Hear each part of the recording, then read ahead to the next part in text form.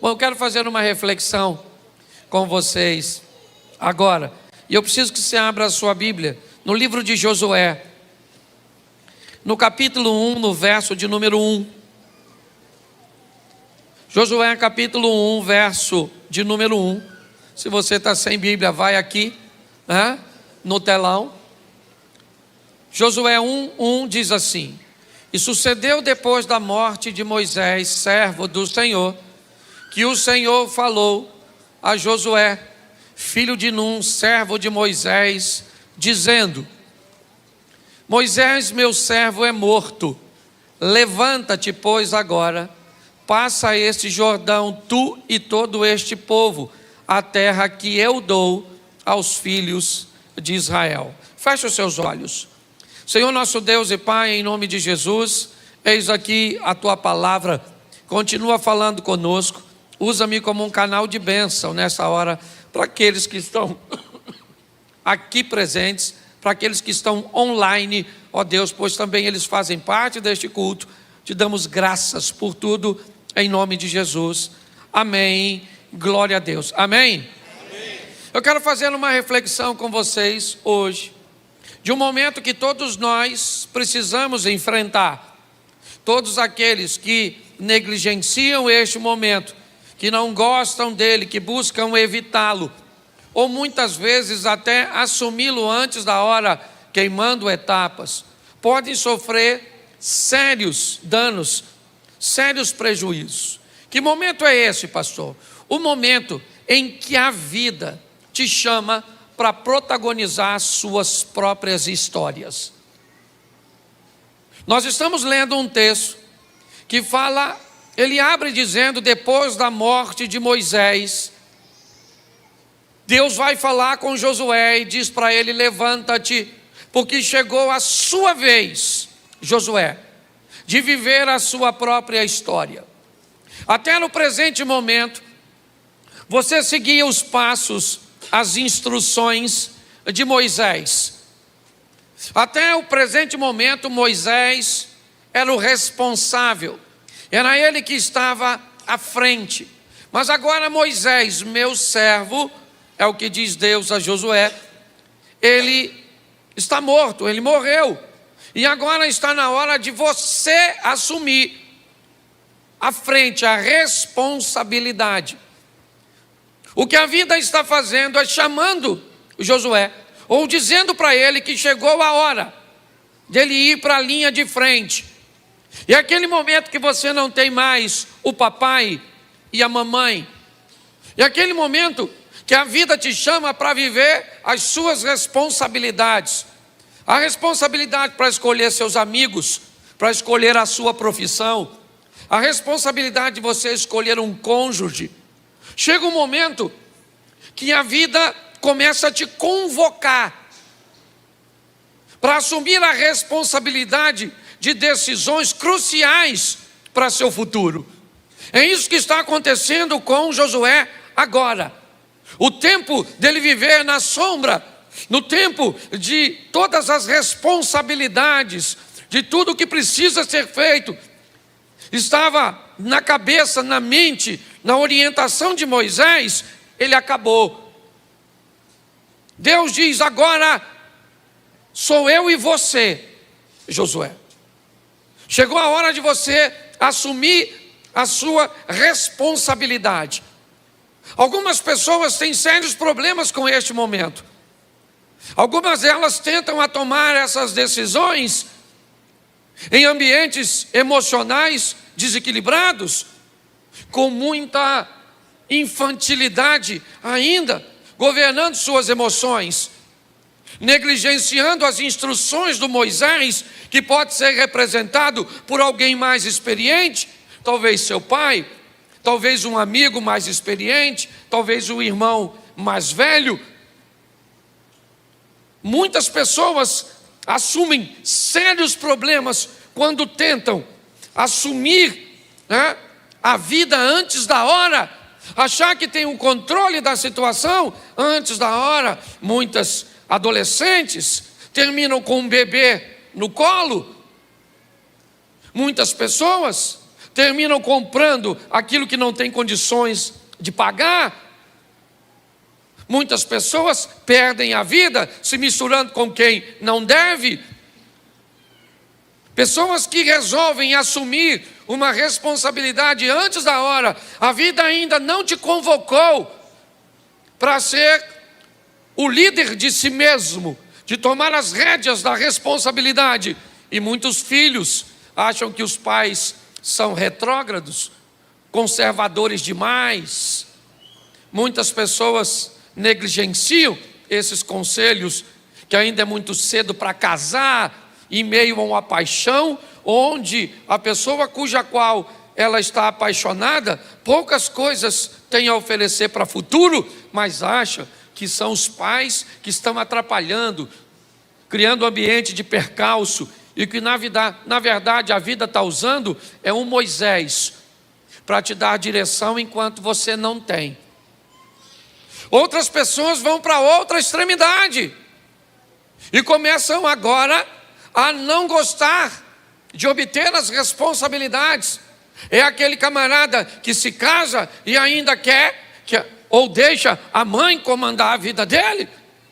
É aquele indivíduo que quer, né, quando eu digo indivíduo, homem e mulher, que quer muitas vezes assumir uma família, mas ainda quer continuar, mesmo depois de casado, debaixo da proteção, do dinheiro, do controle. Eu costumo dizer que a pessoa mais perigosa para um casamento não é um amante, é uma sogra. Você está rindo, mas é sério, eu escuto o tempo inteiro isso. Então eu quero te dar uma direção hoje. Por quê? Porque em algum momento a vida vai te chamar. Ela pode, né? Ou ela vai te chamar no momento certo. Você pode ter certeza. Mas você pode começar a ouvir essa voz antes da hora, de uma forma precoce, e quebrar a cara, porque negligenciou, porque ainda era o tempo do Moisés, da experiência, está te aconselhando, está te direcionando.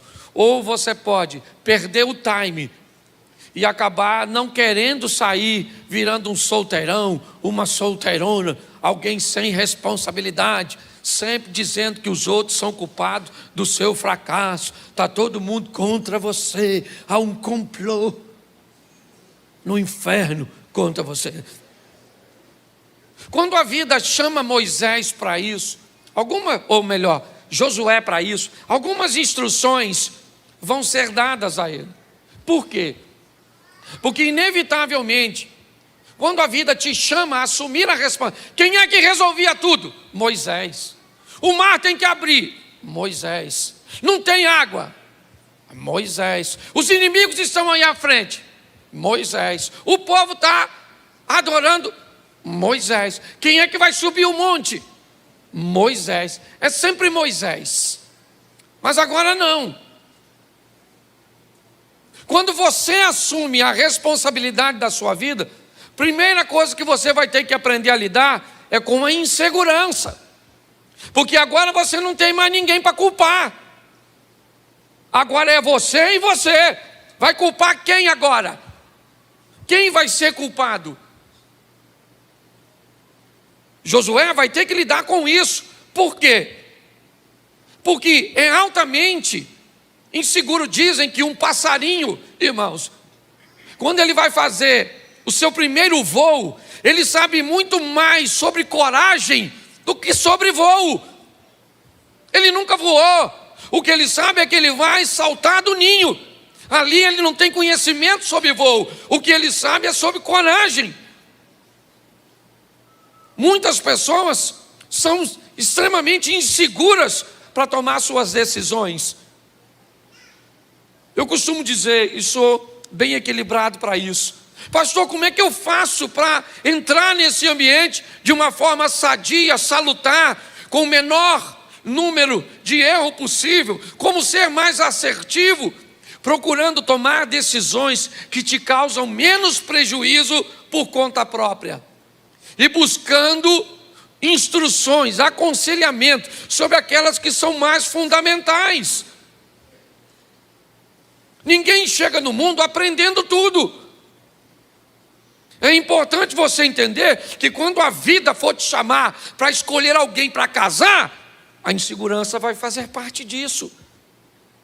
A hora que a vida te chamar para uma responsabilidade profissional, você vai ficar, muitas vezes, permeando 2 ou 3 caminhos ou mais. O que eu quero ser? Como você? Como é que vai ser isso? Então há uma insegurança nesse ambiente que precisa ser vencida. Outra coisa que ele vai ter que lidar é com a comparação. Quem assume as rédeas de sua vida, inevitavelmente, vai ser comparado a um irmão, a um amigo, a um vizinho, a alguém que conseguiu mais êxito do que você mais rápido, que conseguiu alcançar alguns resultados de uma forma mais rápida do que você. Todas as vezes que você for assumir a sua vida, inevitavelmente vão te comparar com alguém. Alguém que é mais magro, alguém que é mais inteligente, alguém que é mais rico, alguém que foi. Isso é inevitável. É a responsabilidade que a vida está exigindo de você, de agora não ser mais um coadjuvante, de ser o principal. Muitas pessoas se perdem nisso. A comparação precisa ser vencida. Você vai pregar como eu? Inevitavelmente vocês me comparam com Elvis, com o Rafael. Quantas pessoas aqui? Você não precisa levantar a mão para não me envergonhar. Olha e diz: pastor, o Rafael prega 200 vezes mais do que o senhor. O Elvis prega muito bem. O Luciano Subirá, o Cílio Malafaia. Esse dia o cara falou que gostava de ouvir 3 pessoas: Tirulipa, Tiririca e eu. Falou para um amigo. Falei: nossa, 3 excelentes pregadores, não é verdade? Então a comparação é algo inevitável. Aqui tem gente que é muito melhor do que eu em áreas que eu não sou tão bom. A comparação é uma responsabilidade que você precisa assumir quando a vida te joga para a linha de frente. É assim que funciona. E ela precisa ser vencida. Vai ter alguém melhor que você e vai ter alguém pior que você. Eu brinco aqui com o espelho. Espelho, espelho meu. Existe alguém mais inteligente do que eu, mais bonito do que eu? Você já notou que aquela suposta bruxa do espelho, ela é legalzinha? Ela não é ruim, não. Você que está solteiro pegava. Eu casado não posso. Mas escute só. Mas ela não está preocupada com a sua beleza. A preocupação dela é se tem alguém mais bela que ela. O espelho é dela. Espelho, espelho meu. Existe alguém que tem uma casa melhor do que eu, uma empresa melhor do que a minha, certo? Um jardim mais verde que o meu. É essa comparação que está matando as pessoas. Você precisa vencer isso. Você faz as coisas do seu jeito. A hora que a vida te chamar, pare de ficar se comparando. Terceira coisa, que quando a vida te chamar, você vai ter que vencer medo. Lembra o que Deus disse para Josué? Seja forte e corajoso. Você vai ter que vencer o medo. Por quê? Porque na vida nem sempre tudo é tão seguro, nem sempre tudo é tão exato. Muitas coisas cujas quais você vai ter que fazer, inevitavelmente, o desfecho delas ainda não estão totalmente visível diante de você. Então é comum que você tenha medo. O que eu vou ser na minha vida profissional? Será que esse relacionamento vai dar certo? Ninguém sabe. Tem que entrar nele e ter coragem para sair se o negócio não for bom. Entendeu? Medo. Quando Josué vai assumir a direção da vida dele, inevitavelmente ele vai ter que lidar com insegurança, com comparação. Pensa que o pessoal não falava? Aí, ó, Moisés era muito melhor. Esse Josuézinho aí, ó, tá com nada não. E outra coisa, desconforto. Inevitavelmente, medo, ambiente de comparação e de insegurança vai deixar você numa linha desconfortável. Todas as vezes que a sua mente se depara com um ambiente de desconforto, inevitavelmente você pode, se não tiver força e coragem, estabelecer um ambiente de fuga. Eu nunca resolvo nada. É sempre amanhã, é sempre depois. Vamos resolver isso? Não, depois a gente resolve. Vamos falar sobre esse assunto? Não, depois a gente fala. Vamos comprar isso? Não, depois a gente compra. Sempre há um ambiente de fuga. Por quê? Porque a situação te coloca num desconforto. Josué vive isso. E pior, o que acontece? Ele está sendo chamado a um ambiente que vai exigir dele dedicação extraordinária. Olha só, o que a vida passa a exigir desse moço, que sempre esteve à sombra de Moisés, que sempre esteve debaixo das asas de seus pais, de seus responsáveis, de pessoas que tomavam decisões, é a seguinte, precisa botar não para nós ganharmos tempo. A arca vai à frente e tem que ser 800 côvados, ou melhor, 2.000 côvados de distância entre o povo de Deus. Ninguém pode se aproximar, aproximadamente 800 metros, não pode se aproximar da arca. Por quê? Porque morria. Era um nível de dedicação que a vida está pedindo dele. Santificai-vos hoje, capítulo 3, verso 5, porque amanhã o Senhor fará maravilhas em vosso meio. Capítulo 4, verso 2, vamos colocar 12 pedras. Capítulo 5, verso 2, vamos ter circuncisão e Páscoa. Preste atenção no que é a vida. Esquece o texto aqui e busque entender o que a vida está dizendo para ele e para mim. Quando chegar a hora de você assumir a responsabilidade de sua vida, que pode trazer para você sofrimento, dor ou alegria e prazer, tome cuidado com os detalhes. Porque às vezes é nos detalhes que as coisas passam. É nos detalhes que nós nos complicamos com aquelas coisas cujas quais achávamos que não tinha problema. Por quê? Porque se algo for explícito, for grande, se houver uma visão de que aquele ambiente vai me gerar prejuízo de imediato, o que eu faço? Eu rejeito. A vida de Josué vai estar por um fio por causa de detalhes, porque é assim que funciona com todos nós. Ele consegue 800 metros de distância, então tá bom, fica os 800 metros. Como é que funciona? É santificação? Santificai-vos hoje. É desse jeito? É circuncisão? É Páscoa? Josué começa a assumir, como eu disse, com comparação, com insegurança, com medo, com desconforto, mas ele é obrigado a gerenciar tudo isso. Ele tem que gerenciar tudo isso. Ele tem que vencer tudo isso. Moisés foi extraordinário. E o que ele ofereceu foi sua experiência. Mas chega agora a sua hora de viver a sua história. Você pode ter aprendido com muitos maridos, seu tio que foi marido, seu avô que foi marido, seu pai que foi marido, mas você só vai saber o que é ser um marido quando você tiver a sua esposa.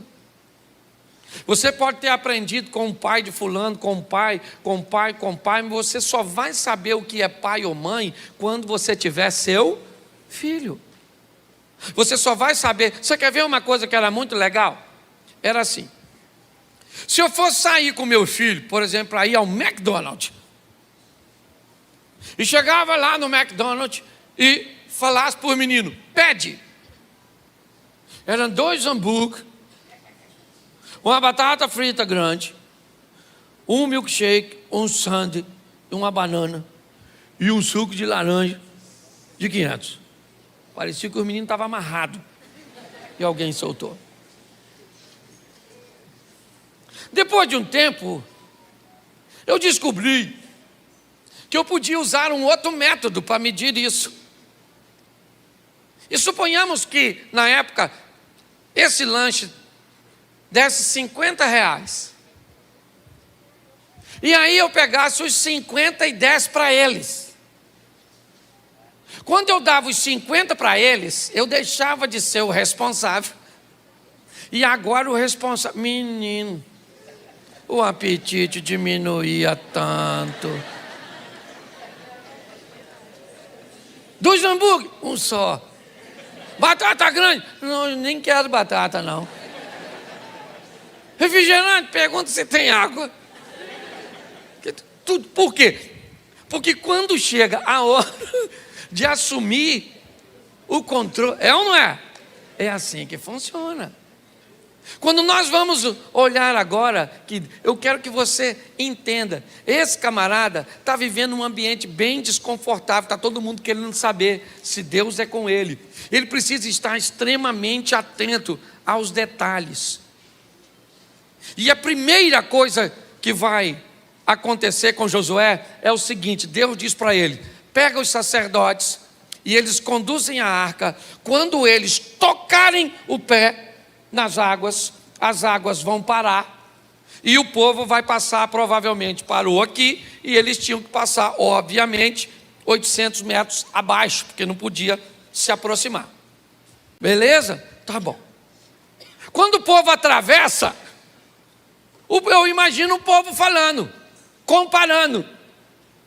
Devia ter aquela turma e falou: caraca, maluco, Josué é 10.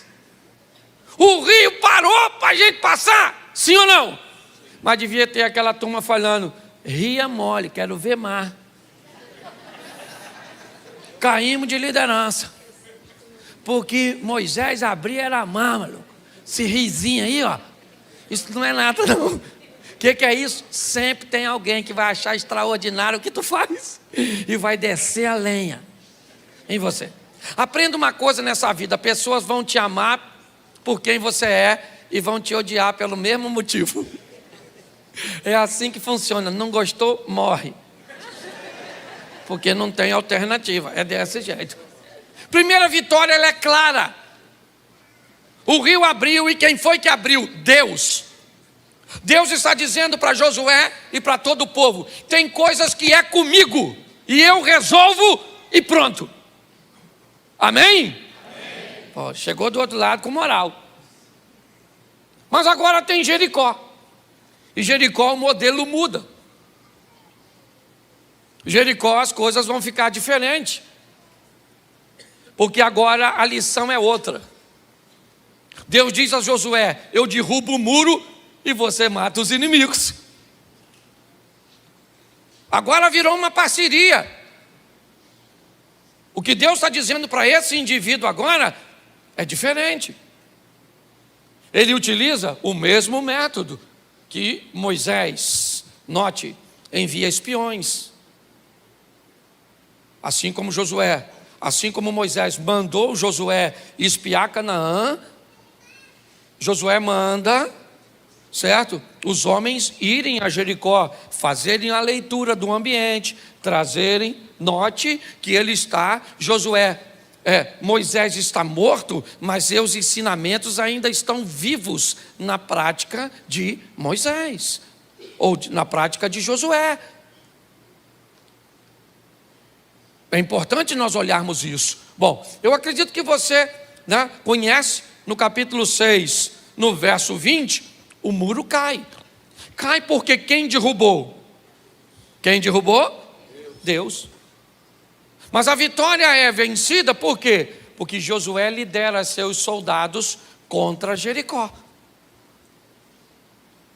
O que ele está agora é vivendo sua segunda vitória. Agora não apenas mais né? Como a primeira, onde eles não tiveram participação. Agora eles se sentem partes, eles fizeram partes do processo. Agora Deus derrubou o muro, mas eles foram com suas espadas, suas lanças, certo? E entraram em Jericó, e mataram, e destruíram, e pegaram os despojos. E agora está todo mundo entendido? Deus é conosco. A lição agora é diferente da primeira. Tem coisas que Deus vai resolver sozinho por você, mas tem coisas que Ele vai resolver em parceria com você. É assim que funciona. Ele pode curar a sua enfermidade com um milagre direto, é lógico, mas Ele pode agir sobre um medicamento cujo qual você está tomando, ou uma terapia cuja qual você foi exposta, claro. Ele pode acabar ou apagar o rancor do coração da sua esposa por algo que você fez? Claro que pode. Mas Ele pode mudar sua postura a ponto de que você seja capaz de reconquistar uma credibilidade que você perdeu? Sim. Isso é parceria. O que nós precisamos entender é que estamos lidando com um Deus inteligente. Não tente colocar Ele num programa que determina, certo? Um protocolo para todos, porque não funciona desse jeito. Eu vejo pessoas bem intencionadas procurando solução para seus problemas, mas muitas vezes não se expõe ao protocolo cujo qual Deus estabeleceu para você. Josué vive isso de forma maravilhosa.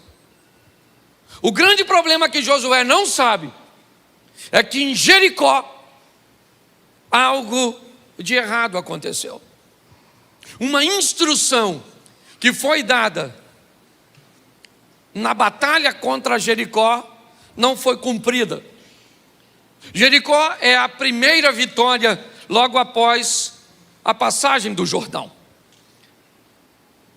Deus diz a Josué: avise os homens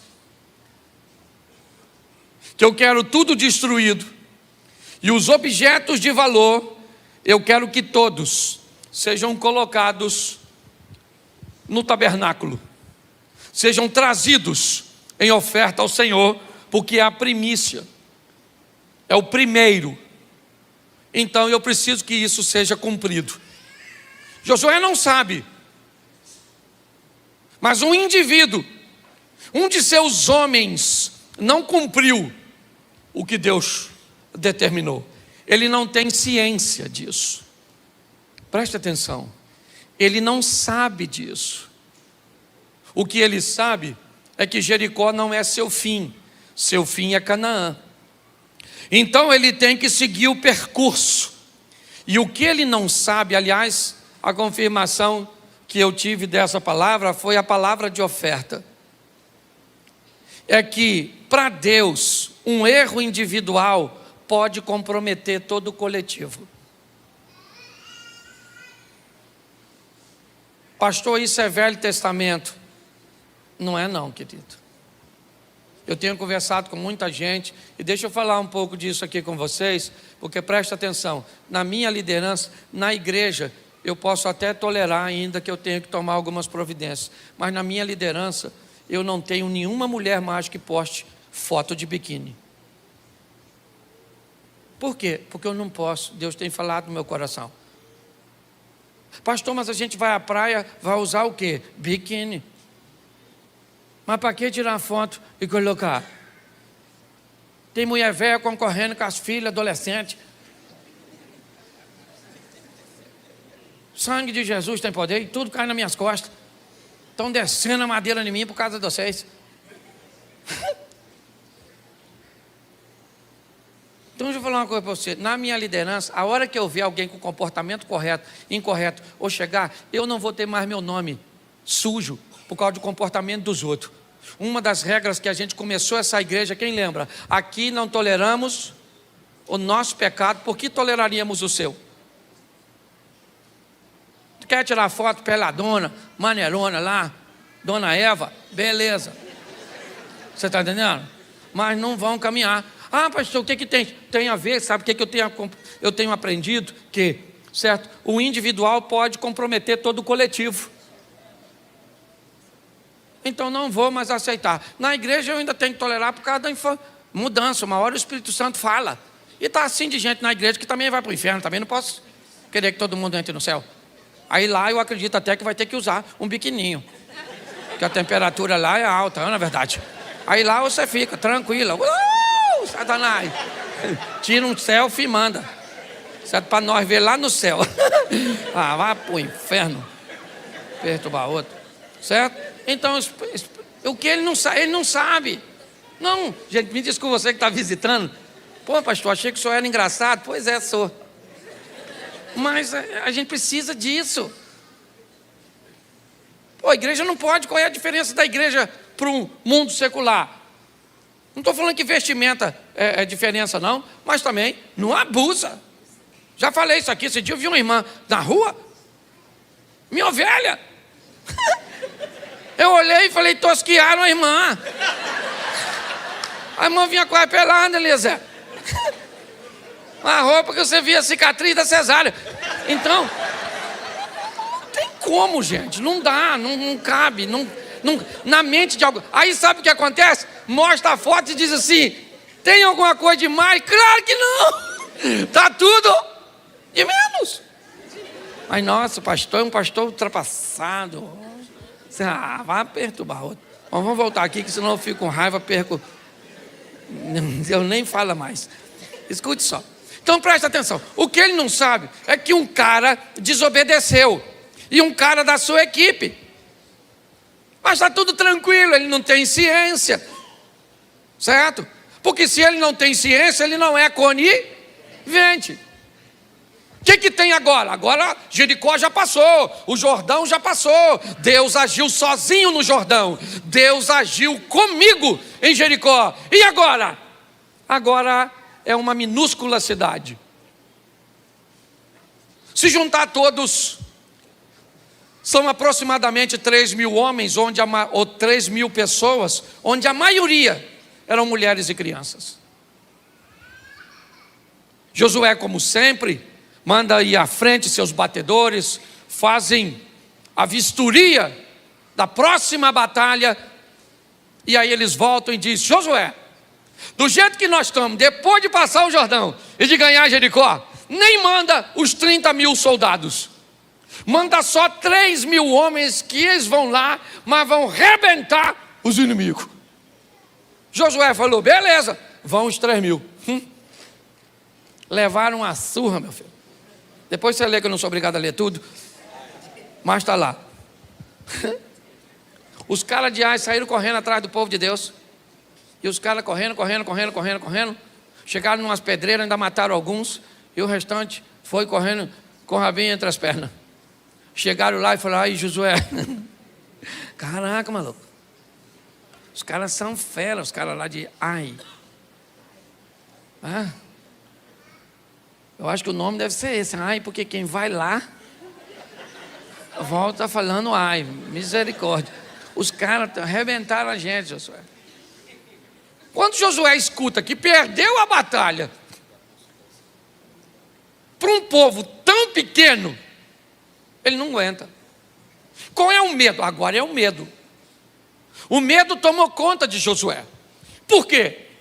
Porque se ao longo da história as vitórias que ele vinha recebendo de Deus fazia com que seus inimigos não o enfrentassem. Por quê? Porque sabia que Deus era com ele. Se a notícia começa a correr agora que esse povo que passou pelo Jordão, que atravessou o mar, que venceu os reis, que ultrapassaram tudo isso, agora estão perdendo para uma cidade minúscula, é só uma questão de tempo até virem lutar. Aprenda uma coisa: ninguém quer lutar com quem é forte. Ninguém quer disputar com alguém que sabe de antemão que vai perder. Mas quando você descobrir que a sorte do outro mudou, que as coisas não estão bem, é a hora de você ir lá comprar o que ele tem, porque agora é mais fácil, certo? É minar a pessoa no momento em que ela está fragilizada. É isso que Josué tem medo. Porém, ele recebeu uma palavra no primeiro capítulo, dizendo que Deus seria com ele, e que o lugar que ele colocasse a planta do vosso pé seria lhe dado por herança. Então Josué diz: mas espera aí, o que aconteceu? Vamos para a presença do Senhor. Vamos fazer o que Moisés fazia. Senhor, o que é que está acontecendo? Capítulo 7, verso 12, coloca na tela para mim. 7, 12.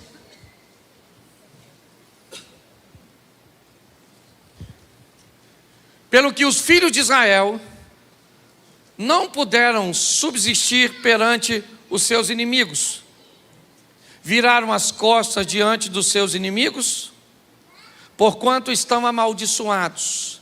Não serei mais convosco, senão desarraigardes o anátema, ou seja, a maldição do meio de vós. Preste atenção no que esse texto está dizendo. Josué, a primeira vez eu fui com você e era visível, eu abri o mar. Da segunda vez eu fui com você, era visível, eu derrubei a muralha e você destruiu. A terceira vez, parece que eu não fui contigo. Você mandou 3.000 homens, porque parecia fácil. Mas suas batalhas não são fáceis nem difíceis.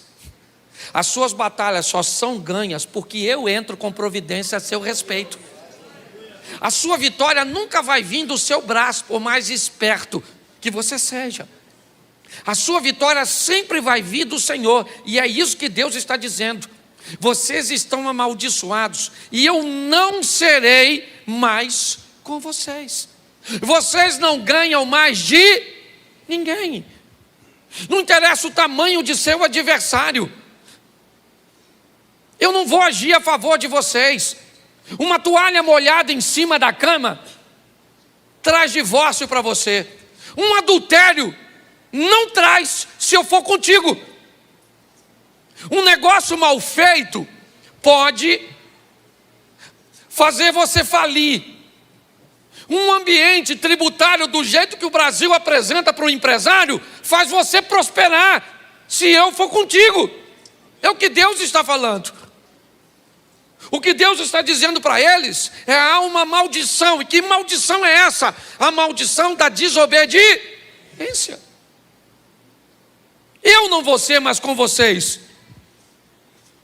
a não ser que vocês removam a maldição do meio de vós. E aí vem a pergunta: por que é que Deus mesmo não tirou? Deus já sabia quem era, já sabia onde estava. Deus já sabia. Deus já sabia de tudo. Não era mais fácil Deus ir lá e matar? Mas presta atenção que a história aqui não é sobre a vida de Deus, é sobre a vida de Josué. É ele que tem que tomar as decisões. Deus diz para ele: ó, seu problema está aqui, ó, nessa postura sua. Seu problema está nessa pessoa, está nesse relacionamento, está nesse hábito, está nessa situação. O que Deus faz é indicar a você, com muita benevolência, com muita bondade e misericórdia, mas não é a obrigação dele remover da sua vida aquilo que você tem que remover, que eu tenho que remover. E Deus disse: eu não vou mostrar, eu só estou dizendo para você que tem maldição, tem coisas que não deveriam estar aí, e você que procure resolver. É obrigação sua descobrir o que está te causando mal. É o que Ezequias fez, certo? Ele olhou e disse: nossos pais caíram à espada, nossas esposas, mulheres, filhos foram entregues. E por quê? Porque os nossos pais viraram as costas ao Senhor, fecharam as portas, não apagaram incenso. O que ele está dizendo? Eu descobri, procurando, o motivo pelo qual nós estamos sofrendo isso. E o que eu vou fazer? O oposto. Deus está chamando esse camarada e dizendo para ele: olha, você não ganha mais de ninguém se você não consertar isso. Sabe o que ele faz? Ele chama o povo. Ele pede a Deus: Senhor, eu vou fazer a minha parte. É obviamente que todos vão negar o feito. Ninguém vai assumir a responsabilidade. Então eu preciso que o Senhor entre comigo. Mas fique tranquilo, porque eu vou separar o povo por tribos, vou separar o povo por famílias, e o Senhor nos deu uma direção quando esse indivíduo chegar até aqui, porque eu vou tirar ele do nosso meio, porque eu não vou comprometer todos pela postura de alguns. Você não pode comprometer toda a sua vida por causa de uma pessoa, por causa de um hábito. Está incorreto isso. Josué manda chamar a todos, até que chega em Acã, capítulo 7, verso 21. Põe para mim, porque essa é a descrição talvez mais clara de tudo aquilo que nos prejudica. Ele acaba de localizar um indivíduo, o nome dele é Acã. Eu acho que ele é filho de Zibde, da tribo de Judá, se não me falha a memória. E esse é Acã dizendo, quando Josué diz: o que você fez? E ele descreve o caminho do pecado. Se você gosta de saber e gosta de um dos textos que pode te afastar de cometer erros, esse aqui é um deles, porque define bem: quando eu vi o quê? O que era proibido.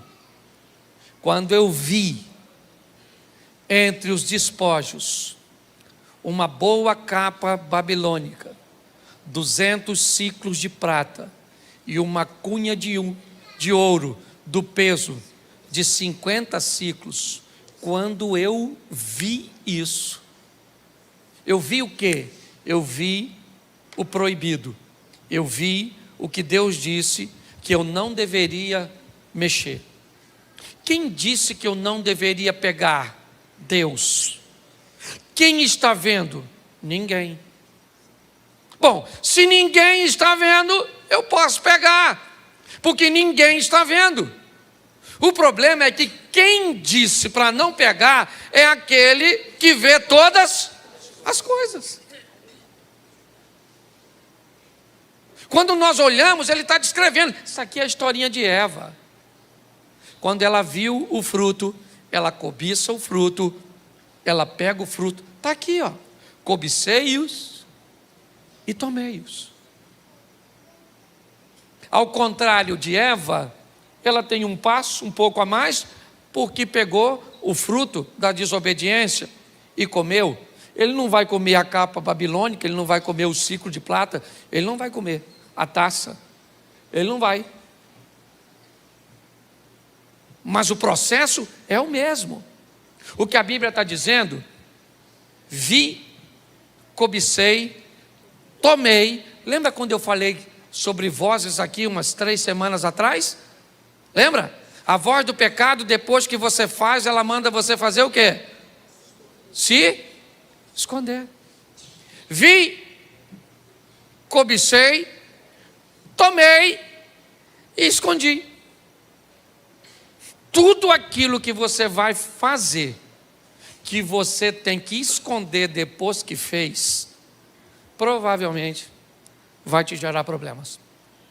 Não estou falando de sua individualidade e privacidade, não é nada disso. Não estou dizendo que você tem que expor toda a sua vida para todo mundo, não é nada disso. Uma coisa é você ter a opção de não contar. Outra coisa é você não poder contar porque você sabe que aquilo que fez é errado. Você tem a opção de ter senha no seu celular? Sim ou não? Claro, isso é uma questão de privacidade, sim ou não? Ainda que eu acho que entre marido e mulher, eles deveriam saber a senha. Mas eu também respeito quem tem a senha. Agora, quando você tem uma senha para esconder, aí é problemático. A grande questão, na verdade, é essa. Quando nós olhamos para esse texto, o que nós descobrimos? Que esse é o caminho. Vi, cobicei, tomei, e agora eu sou obrigado a me esconder. Quando ele narra isso, Josué está diante dele. Me parece que a família de Acã, porque também não é uma coisa tão fácil de se esconder sozinho, certo? Tem mais algumas pessoas que participam, e ele diz: não vai ser fácil, mas eu vou ser obrigado a matar o Acã, a mulher dele, os filhos dele e todos que participaram disso. Vamos tirar para fora da cidade, todo mundo taca pedra neles, todo mundo vai tacar pedra neles. Esquece as pedras, esquece o ambiente que pode parecer altamente grotesco, violento. Entenda que o que está sendo banido aqui é aquilo que pode comprometer o futuro. E a hora que você começar a ter pena daquilo que pode estragar seu futuro, e a hora que você começar a ter pena de tirar da sua vida aquilo que pode levar sua vida nessa terra para o inferno, ou comprometer sua vida eterna, automaticamente você perdeu noção de valores. Josué agora pega todos os envolvidos, leva para fora, porque presta atenção, se o erro de um compromete o coletivo age para inibir o ato de um. A mensagem é essa. Hoje eu estou tacando pedra no Acã, porque fez o que tinha que fazer, e aí homens morreram na batalha, humilhação veio sobre o povo, porque homens morreram. Não tenha ele como inocente não, porque lá nas pedreiras, homens que saíram para pelejar, morreram por causa da posição que ele resolveu assumir. É importante nós olharmos isso. Hoje você pode ter, medo de perder um relacionamento, medo de tomar uma postura que pode trazer prejuízos muito grandes lá na frente. Ele mata todos, taca fogo em todos, ou seja, ele destrói aquilo que estava impedindo que ele avançasse. Agora, ele reúne seus homens, certo? E vão todos eles contra Ai. Todos eles. É importante nós entendermos que Josué perde uma batalha, mas ele não perde a guerra. Cuidado com essa expressão na hora de tentar animar alguém, porque parece que crente não perde batalha. Ok? Batalha não é a guerra. Batalha, certo? São atos que acontecem durante a guerra. Atos, avanços, cidades, né? Estamos aí num ambiente, então vai avançando, conquistando, protegendo, avança, conquista, protege, avança, conquista, protege. Nunca avança sem antes proteger, é assim que funciona. Hoje eu quero dizer para você e para mim, aqui, principalmente nós que já assumimos as rédeas da nossa vida, que o nome de Deus pode estar sendo engrandecido ou envergonhado com o estilo de vida que você resolveu viver. Essa é a grande verdade. Nós vemos agora esse cara sair dali de cabeça erguida, foram lá, destruíram Ai, dominaram, continuaram avançando. Josué foi um vencedor, mas por quê?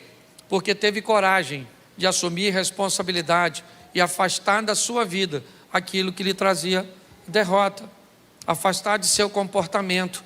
Se você sabe que seu comportamento causa prejuízo para o seu casamento, o que você faz? Se você sabe que o seu comportamento causa prejuízo para seus negócios, o que você faz? Pare e pense, porque provavelmente tomar uma decisão te deixa desconfortável, amedrontado, inseguro. Talvez você vá para um colégio e não cumpre o protocolo padrão das menininhas que estudam lá. Então elas comparam você ao ambiente cujo qual elas estão, define aqueles ambientes como sadio, e se você quiser fazer parte daquele grupo, está inserido ou inserida, você tem que repetir comportamento, repetir vocabulário. Esse tem sido o grande desafio. Que saiamos daqui hoje com o entendimento que Deus é conosco, que nós somos chamados para viver a nossa história, e ela é nossa. Alguém vai tentar nos comparar com alguém, alguém vai tentar nos amedrontar, mas todas as vezes que uma Acã aparecer, que alguém estiver ali desobedecendo, que um desejo que você tem em você, seja ele o da preguiça, seja ele o da compulsão para comprar, seja ele o da irresponsabilidade para pagar, seja o que for, se ele compromete você, seu futuro, seu nome, taca fogo nele, apedreje ele. Essa é a mensagem. O problema é que as pessoas ficam olhando para o Acã, pensando nele, pegando. Esqueça isso, lembre-se da mensagem. Ele já morreu. Quem está morrendo hoje são as pessoas que repetem o comportamento. Quem está sofrendo hoje são as pessoas que repetem o comportamento. Qual é ele, pastor? O comportamento da desobediência. Eu fui atraído. Eu vi o mel que estava na ossada de um leão morto. Mas a ossada do leão morto é um local que para mim é proibido, mas o mel é doce. E se o mel é doce, eu vou até o proibido para provar do doce do proibido. Essa foi a história do Sansão. Eu estou com desejo, sim, eu estou com desejo pela mulher de Urias, mas a mulher de Urias me é proibida, mas é o meu desejo. Então eu vou atender meu desejo e vou sofrer como Davi. Diga-se de passagem, um homem segundo o coração de Deus. Cuidado com as armadilhas que a responsabilidade da vida vai requerer de você e de mim. Posicione-se, não apenas para viver uma vida legal aqui nessa terra, mas para inspirar outras pessoas. Porque hoje você é Moisés. Eu tenho lá em casa 3 agora, por que não dizer 4? Josué. Um se chama Caio, outro Felipe, outro Maiara, Miguel. Eles são a próxima geração que vão assumir as rédeas da vida quando eu passar. Hoje eu estou como pastor. Eu não sou o pastor dessa igreja, eu estou como pastor. Daqui uns dias eu não vou estar mais. Deus me chama, eu vou embora com ele, mas eu vou deixar aqui Josué. E é assim que funciona. Chega a hora que você vai ter que assumir a responsabilidade de seus atos. Não queira fazer isso antes do tempo, vai te trazer prejuízo. Não prorrogue isso demais, porque vai te causar prejuízo. Aprenda a fazer a leitura da vida. Insegurança, comparação, medo vai fazer parte da sua história, mas Deus vai agir a seu favor.